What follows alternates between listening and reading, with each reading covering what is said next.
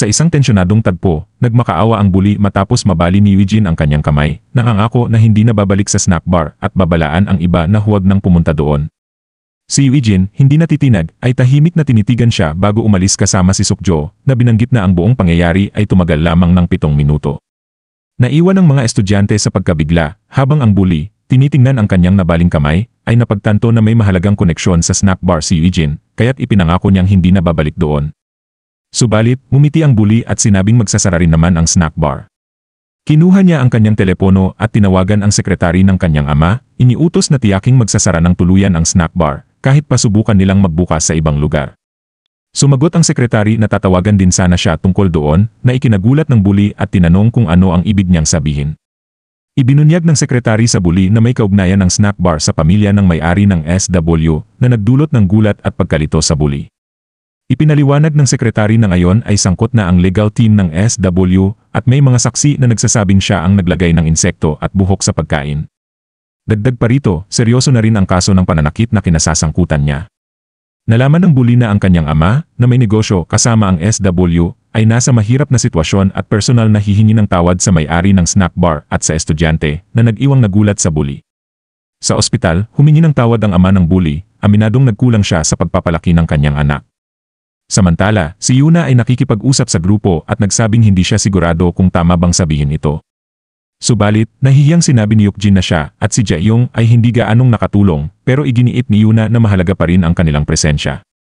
Napansin ni Eugene ang kanilang pag-aalinlangan at tinanong kung may mahalagang bagay ba silang kailangang gawin noon, na kanilang kinumpirma ng may pag-aatubili dahil nalaman na sila'y nagkaroon ng emergency sa banyo. Biglang lumabas ang ama ng bully mula sa kwarto ni Yongchan, nakita si Yuna, at binigyan siya ng magalang na pagyukod bago agad na umalis. Habang pinagmamasdan siya ng grupo, lumapit ang ina ni Yongchan at sinabi sa kanila na hinahanap sila ni Yongchan.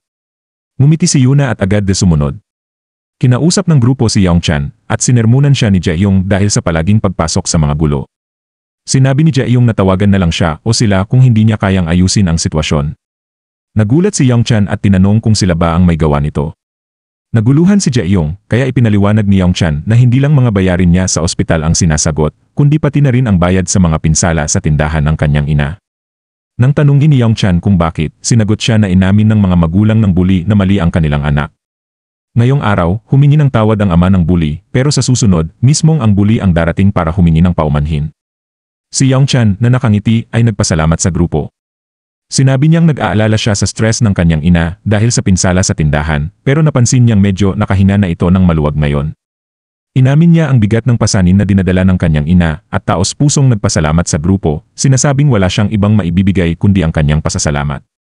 Sumagot si Yuna, na nakangiti rin, at sinabing hindi na kailangan magpasalamat si Yongchan dahil hindi na kailangan iyon sa pagitan ng magkakaibigan. Subalit, sinabi ni Jaeyong kay Yongchan na hindi na kailangang magpasalamat at pinaalala kung ilang beses na niyang nilinis ang mga kalat ni Yuna. Biglang nagalit si Yuna sa nakakatawang paraan at kinontra si Jaeyong, na ikinangiti ni Yongchan at ng iba pang miyembro ng grupo habang pinapanood si Yuna na nagagalit kay Jaeyong. Nagbago ang eksena kay Eugene na nag-ehersisyo sa kanyang pagtakbo. At biglang napansin niya ang isang lalaki na dahan-dahang lumalapit habang may kinukuha sa kanyang jacket, kaya naging alerto si Eugene. Ipinakita ng lalaki ang kanyang ID at nagpakilala bilang si Detective Go In-wook. Hiningi ng detective ang ID ni Eugene at sinabing pwede na ang student ID. Sinabi ni Eugene na nag-ehersisyo lang siya, pero iginiit ng detective na sumama siya sa himpilan ng pulis na naging dahilan ng katahimikan ni Eugene. Sa himpilan ng pulis, tinanong ni Eugene kung ang tinutukoy ng detective ay ang kaso ng pagpatay. Kinumpirma ng detective at ipinaliwanag na nangyari ang kaso mga 1 kilometro mula sa lugar ni Eugene. Napansin din ng detective na kahawig ito ng isang kaso ng pagpatay mula noong 1 buwan. Sinabihan niya si Eugene na huwag masyadong kabahan dahil nag-check lang sila ng ilang bagay. Pagkatapos makumpirma ang pagkakakilanlan ni Eugene, tinanong ng detective kung nag-ehersisyo ba siya noong 5:30 ng umaga, 2 araw na ang nakakaraan, noong Biyernes. Sumagot si Eugene at kinumpirma ito. Tinanong ng detective si Eugene kung may kasama ba siyang tumatakbo o kung may napansin ba siyang tao noon sa kanyang pag-ehersisyo. Sinagot ni Eugene na mag-isa lang siya at naaalala niyang may nakasalubong siyang 4 na tao pero wala sa kanila ang tumatak sa kanyang isipan. Sinabi ng detective na may isang bagay pa siyang personal na kuryosidad. At agad sinabi ni Eugene na sige, ituloy niya. Tinanong ng detective si Eugene kung bakit siya tumatakbo sa iba't ibang oras araw-araw, madalas sa mga lugar na walang CCTV. Sumagot si Eugene na tumatakbo siya kapag gusto niya, kaya wala siyang takdang oras, at hindi niya alam na walang CCTV sa mga lugar na tinatakbuhan niya. Napaisip at napansin ng detective na nagbabago ang ruta ni Eugene araw-araw, at ipinaliwanag ni Eugene na mas gusto niyang mag-explore ng mga bagong lugar kaysa magpatuloy sa mga pamilyar na ruta. Sinabi ng detective na kakaunti rin ang CCTV sa lugar na tinakbuhan niya, at nagulat ng bahagya si Eugene, sinasabing hindi niya alam iyon. Naging kahina-hinala si Eugene para sa detective. Napansin niyang tumatakbo si Eugene sa iba't ibang oras sa mga lugar na walang CCTV, na parang iniiwasan niya ang mga kamera.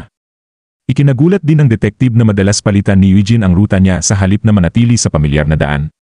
Nakakapagtaka rin para sa detective ang pagiging kalmado ni Eugene, walang bakas ng tensyon o takot, kahit na pinag-uusapan ang isang posibleng insidente. Nagtanong tuloy siya sa sarili kung talagang estudyante lang ba sa high school si Eugene. Biglang tinawag ng kolonel si Eugene mula sa hindi kalayuan, tinanong siya kung bakit siya nandoon. Nagulat ang detective at tinanong kung kilala ba ng kolonel ang estudyante. Kinumpirma ito ng kolonel at tinanong kung si Eugene ba ang tinutukoy ng detective. Nang kumpirmahin ng detective, umiti ang kolonel at sinabing siguradong hindi si Eugene ang may sala at sigurado siya dito. Sumagot ang detective, medyo gumaan ang loob, na mayroon lang siyang ilang tanong at mabuti naman ang pakikipagtulungan ni Eugene. At habang naglalakad, kinausap ng kolonel si Eugene at sinabi na siguro ay nagulat siya sa nangyari. Sumagot si Eugene na ayos lang. Ipinaliwanag ng kolonel na nagkataon lang na may nakita silang umiwas sa CCTV malapit sa pinangyarihan ng krimen, kaya naisip nilang sulit itong imbestigahan. Si Eugene, na may seryosong mukha, ay nagsabi na mas mag-ingat siya sa pag-iwas sa CCTV sa hinaharap at sisiguraduhin wala siyang iwanang bakas. Nagbiro ang kolonel na may nakakatawang ekspresyon at sinabing hindi iyon ang ibig niyang sabihin. Biglang binago ni Eugene ang usapan, binanggit na mukhang hindi alam ng direktor na nandoon ang kolonel. Ngumiti ang kolonel at ipinaliwanag na saglit lang siyang lumabas para sa isang misyon at nakiusap kay Eugene na huwag sabihin kay Jay. Sumang-ayon si Eugene at tinanong kung may kinalaman sa misyon ang pagbisita ng kolonel sa himpilan ng pulis at kinumpirma ito ng kolonel. Biglang naging seryoso ang kolonel at tinanong si Eugene kung naalala ba niya si Kiyong. Naalala ni Eugene na siya ang taong nailipat sa ibang unit noong panahon na una silang nagkita ng kolonel. Kinumpirma ng kolonel at ipinaliwanag na pagkatapos malipat, naglingkod si Kiyong sa ibang unit pero kamakailan lang, siya ay tumakas dahil sangkot siya sa korupsyon. Tumakas siya nang maisip niyang mahuhuli na siya. Pag ninilay ng kolonel, bagaman medyo malungkutin si Kiyong, inalagaan niya ito dahil doon. Si Kiyong ay may kakayahan at mabilis na nakaangkop sa unit, na noong una ay nagbigay ginhawa sa kolonel. Sa isang nakaraang pag-uusap, napansin ng kolonel na mukhang may iniisip si Kiyong habang nasa pagsasanay at tinanong kung bakit tila nawawala ang isip niya. Tinanong ng kolonel kung kaya ba ni Kiyong natiisin ang pagsasanay sa ganoong kondisyon. Sumagot si Kiyong ng matigas na hindi sir. Hinimok siya ng kolonel na magsalita kung ano ang bumabagabag sa kanya. Si Kiyong, na may nag-aalalang ekspresyon, ay nagsabi sa kolonel na nadulas sa isang tipak ng yelo ang kanyang lola at nabalian ng bukong-bukong. Ipinaliwanag niyang wala na siyang ibang pamilya kaya siya ay nag-aalala para sa kanyang lola. Naiintindihan ng kolonel ang kanyang sitwasyon, ngunit ipinaliwanag na hindi niya maaaring payagan si Kiyong na umalis dahil nasa kalagitnaan sila ng pagsasanay. Reluktanteng pumayag si Kiyong. Gayunpaman, inalok ng kolonel na magpapunta ng isang kakilala niya upang tingnan ang kalagayan ng lola ni Kiyong at posibleng samahan ito hanggang sa makagalaw na ito, na labis na ikinagulat at ikinagaan ng loob ni Kiyong. Sinabihan ng kolonel si Kiyong na huwag magpa-distract at magtamo ng sugat at dapat manatili siyang nakatutok at mag-concentrate sa pagsasanay. Si Kiyong, na muling nagulat, ay sumagot ng matatag na yes sir. Nagbago ang eksena sa isang labanan kung saan desperadong hiningi ni Kiyong sa kanyang mga kasama at sa kolonel na iwan na siya. Ngunit sumigaw ang kolonel, tumanggi, at inutusan si Kiyong na manatiling focus. Pinaalala niya kay Kiyong na kailangan niyang makabalik sa kanyang lola na naghihintay sa kanya. Ipinaalala rin ng kolonel na naging sundalo si Kiyong para maalagaan ang kanyang lola sa mga barracks. At tiniyak ng kolonel na makakarating si Kiyong doon at muling pinaalalahanan siya na manatiling focus, na ikinagulat at ikatahimik ni Kiyong. Sa ospital, tinanong ni Kiyong ang kolonel kung maaari ba niya itong tawaging kapatid. Medyo nagulat ang kolonel at sumagot na dahil mas matanda siya, dapat siyang tawagin ni Kiyong na Hyung o ibig sabihin ay nakakatandang kapatid, kung gusto niya. At habang nananahimik si Kiyong, umiti ang kolonel at nagbiro na marami din talaga ang gustong tumawag sa kanya ng Hyung. Sa kasalukuyan, sinabi ni Eugene na tinanong siya sa himpilan ng pulis tungkol sa kaso ng pagpatay at napansin niyang mukhang alam din ito ng kolonel. Kinumpirma ng kolonel na si Kiyong ang salarin at isiniwalat na pumatay din ito ng tao 1 buwan na ang nakalipas. Habang pinipigilan ang galit, ipinaliwanag ng kolonel na nandito siya upang hulihin si Kiyong bago pa maunahan ang iba na naging dahilan upang manahimik si Eugene. Nagbago ang eksena kay Chief na nagulat nang makita si Eugene na hinahanap siya at tinanong ito na kung ano nang biglang pumasok sa isip ni Eugene na nagdala sa kanya doon. At dito na po natatapos ang yugtong ito. Maraming salamat po. Mag-like at subscribe para sa susunod na kabanata. Hanggang sa muli.